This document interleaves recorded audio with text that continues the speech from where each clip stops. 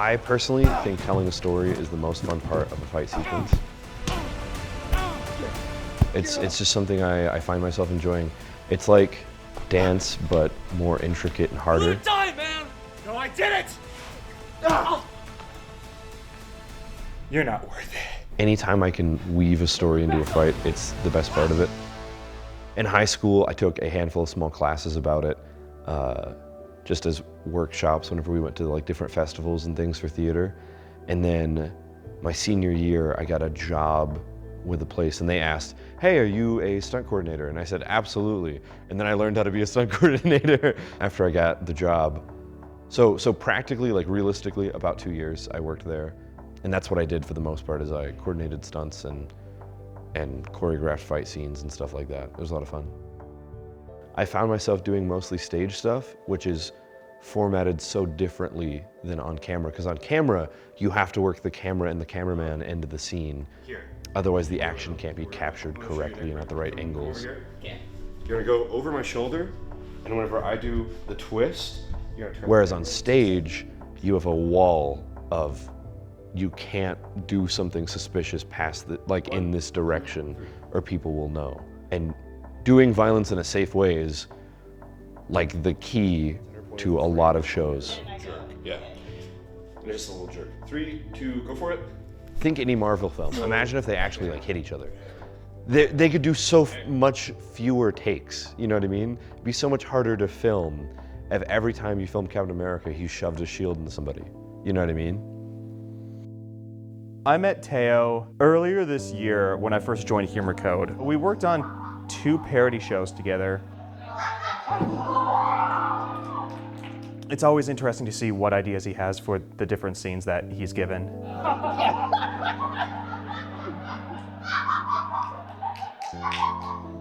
Teo is really good about working with what he's got.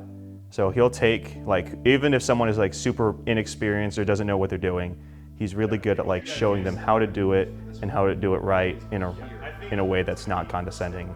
Yeah, that's what's gonna do it. Okay, so run up, do the bridge. He's really good about helping people get to the best place where they can possibly be for the project. The thing that brought me to stunts in the first place was I enjoyed it. I really like planning out fight choreography. And just fall straight on your back. Don't do it right now. I've done a bunch of crazy things, especially if we're talking the context of like stunts and stuff. I've thrown myself down like flights of stairs and things. I don't want to do that anymore. Like again, that was the worst. As far as like big injuries.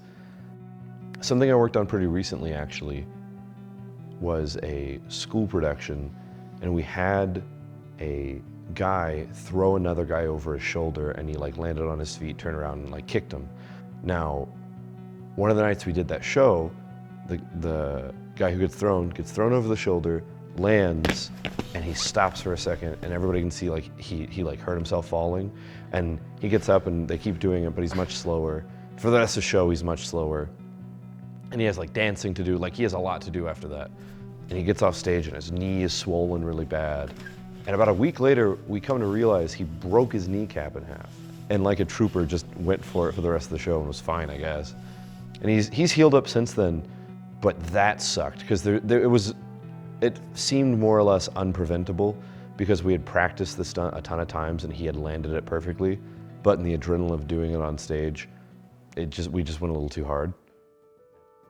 There have been people that like have gotten hurt from stunts that he was doing with them, and so like at those times it's kind of scary. But then he always tells me exactly how it was that happened and how he knew it was going to happen because they weren't listening to him and stuff. So I'm pretty confident in his ability to be safe. Yeah, he knows what he's doing. He knows how to not be stupid.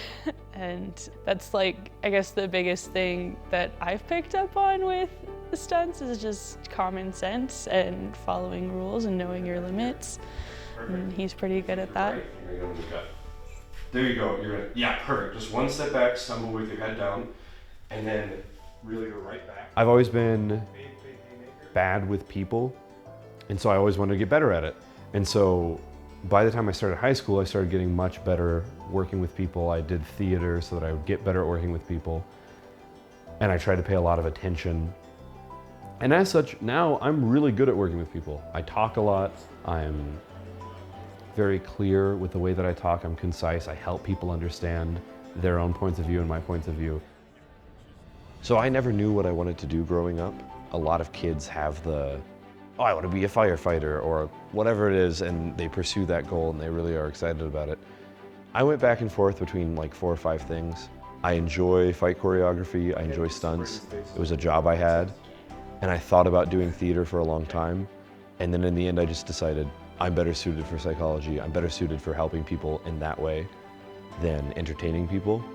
And it has a lot to do with, I want to have a family and work with my family, be with them a lot.